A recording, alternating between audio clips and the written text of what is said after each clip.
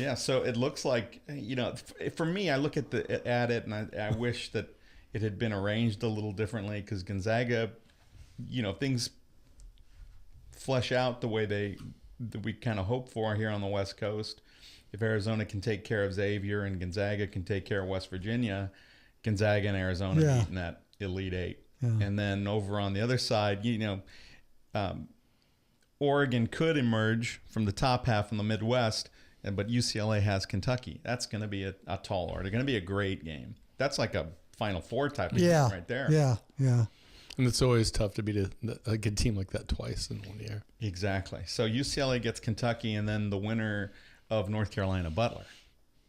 So not an easy road for UCLA. No, not at all. Who got stuck in the South as a 3. And again, slighted, I think.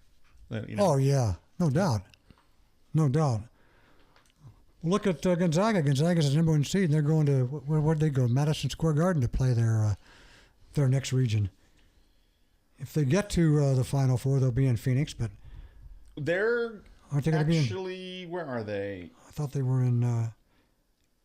Maybe they were in. No, they're in. They were in Salt Lake City, and then it looks like the Sweet 16 and the Elite Eight are in San Jose. San Jose, yeah, my mistake. Yeah. Nice to see Villanova go out. I was surprised.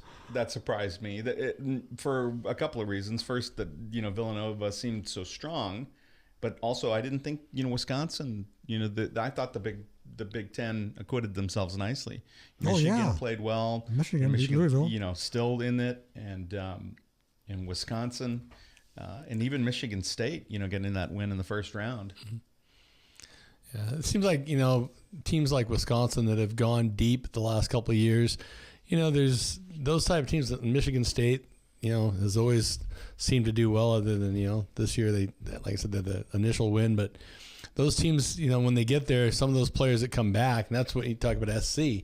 If they can get those kids, that turnover and those kids to keep coming back and getting that experience, even this year's experience going into next year, that's where they they get to the 16, they get to the 8, and and that's where a team like a Wisconsin that starts feeling like, hey, we just beat number 1, so we can beat anybody, right. and on a given day, I'm sure they can. So, and then the Wisconsin, those type of teams are usually physical teams by trade against the more run and gun shooting, that type of thing, and so sometimes that fares better in these type of situations. Right. So I'm happy for the Badgers. Purdue still in the mix. So the Big Ten has been great. Yeah, they've been well represented.